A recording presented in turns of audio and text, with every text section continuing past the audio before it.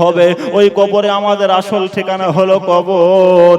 এখানে আমরা যতগুলো মানুষ বসে রয়েছি, ওই অন্ধকার কবরে অনেকের মা চলে গিয়েছে, ওই অন্ধকার কবরে অনেকের বাপ চলে গিয়েছে, ওই অন্ধকার কবরে অনেকের ভাই চলে গিয়েছে, ওই অন্ধকার কবরে অনেকের পাড়া প্রতিবেশী আত্মীয় স্বজন চলে গিয়েছে। এই জলসার ডেটটা যেদিন থেকে নির্ধারিত হয়েছে, এই এলাকার কবরবাসীরা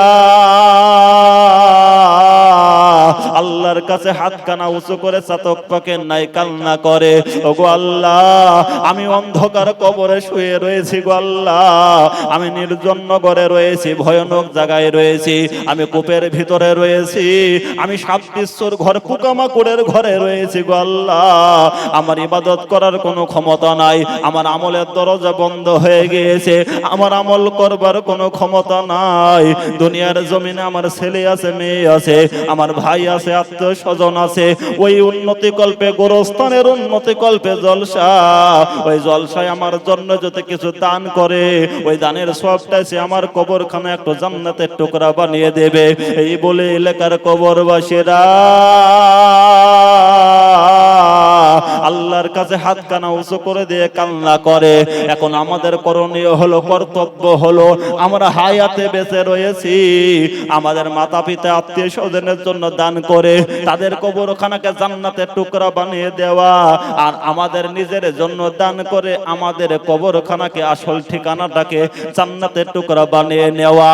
তাই বলবো মুসলমানদের, এইখানে আমরা যতগুলো মানুষ বসে রয়েছি, ওই অন্ধকার কবর আমাদের আসল ঠিকানা হয়ে যাবে।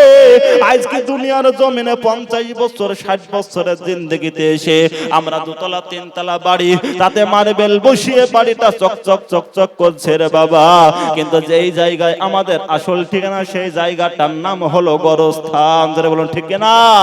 এই জলসাটা হলো গোরস্থানের উন্নতি কল্পে জলসা, সকলেই জানেন। তাই গোরস্থানের জন্য আপনাদের দ্বারা আমি ছোট্ট করে একটা ভিক্ষা জোলাকে পেতে দেব দরদি, আমি একবার তাকবীর দেব, তাকবীর দেওয়ার সঙ্গে সঙ্গে আপনাদের কাছে আমি বেশি টাকা চাইব না রে বাবা, আমি সর্বপ্রথম ওই গোরস্থানের জন্য একজন মারদা মুজাহিদের হাত আমি দেখতে চাই।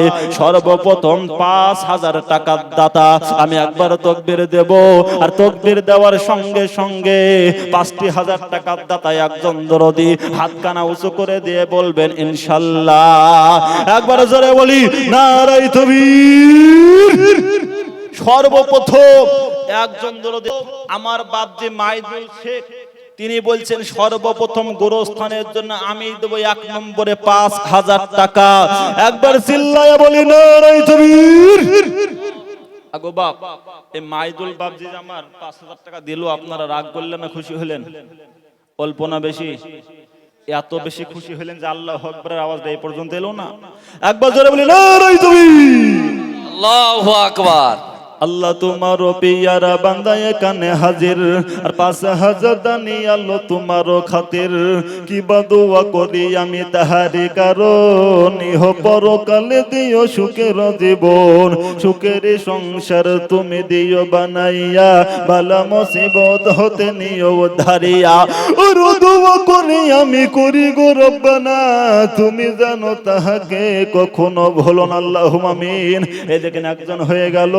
2 নম্বরে একজন দরদিকে আমি দেখতে চাই। 1 নম্বর হলো লা ইলাহা ইল্লাল্লাহ, আর নাম্বার 2 হলো মুহাম্মাদুর রাসূলুল্লাহ। একে ঈমান আসে না।